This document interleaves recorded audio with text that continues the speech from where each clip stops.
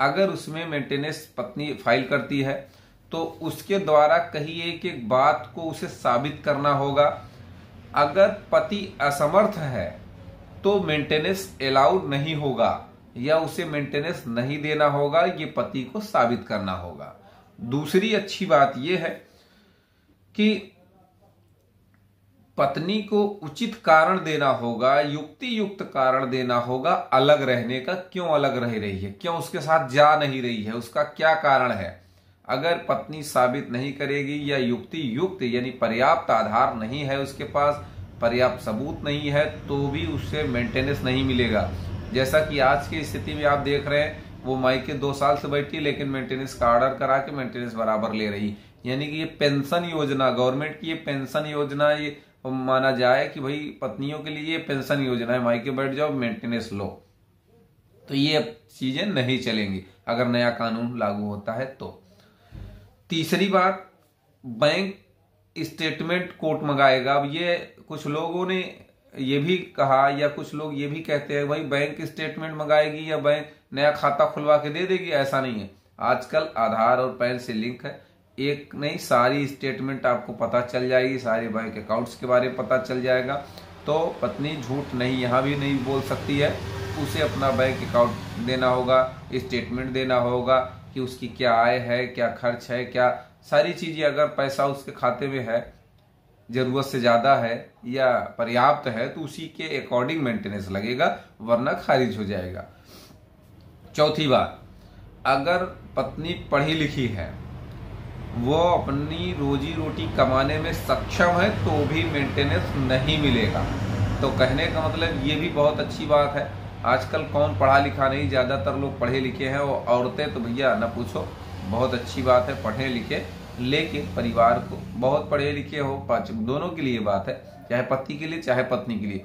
बहुत दोनों पढ़ाई किए हो लेकिन एक दूसरे को नहीं समझ पा रहे, एक दूसरे दो लोगों के बीच मिसअंडरस्टैंडिंग को नहीं संभाल पा रहे हो, तो उससे कोई मतलब पढ़ाई का मेरे ख्याल से तो नहीं लगता है। थाना, पुलिस, कोर्ट कचहरी, वकील, जज के पास अगर जाना पड़ जा रहा है अपने विवाद के लिए, तो ये इसी पढ़ाई किसी काम की नहीं है। चलिए, पांचवी और बहुत अच्छी बात है कि अगर पति बेरोजगार है, उसके पास आय का कोई स्रोत नहीं है और ये बात वो साबित कर देता है, तो भी आपको बता दें मेंटेनेंस नहीं देना पड़ेगा। अभी आज तक मैं जहां तक जानता हूं कि मेंटेनेंस में पति की आय व्यय कुछ नहीं देखा जाता। पत्नी ने कह दिया 50,000 कमा रहा है, प्राइवेट जाके कमा रहा हो, भाई 8,000 मिल रहा हो, किसे 50,000 बाहर जाके मिल रहा है, तो भी पढ़ा लिखा भी नहीं है, बता दी 50,000। यहाँ तक कुछ लोगों के केस में मैंने ये देखा है कि भाई वो मजदूरी, अरे मिस्त्री का काम करता है, घर बनाता है, ठेका लेता है, वो 70-80 हजार कमाता है। अरे भाई ये हलवा नहीं। अगर लेबर मिस्त्री जैसे लोग 70,000 कमाने लगे तो आंख बंद करके मेंटेनेंस अलाउ कर देना, लेकिन अब ऐसा नहीं होगा। चलिए, छठवीं बात, आपको इंपॉर्टेंट बात बता दूं, अगर पत्नी को पति रखना चाहता है, अर्थात उसे साबित करना पड़ेगा भैया हमने तो सेक्शन 9 भी फाइल करा, ये आ नहीं रही है या आने से मना कर दी है, तो भी मेंटेनेंस नहीं देना पड़ेगा।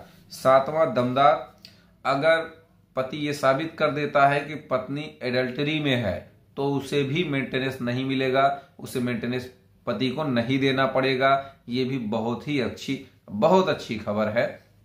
8 नंबर में, अगर ये बहुत इंपॉर्टेंट बात है, अक्सर ये लोग जैसे कहते थे ना कि भाई पतियों के फेवर में कानून बनना चाहिए, पति के लिए बनना चाहिए, तो ये वही सब समझो ये है भाई। स्पेशल कोई एक्ट नहीं बना, कोई कानून नहीं बना, लेकिन अगर उसी कानून में आपको राहत मिल रही तो समझिए वो कानून आपके लिए ही है।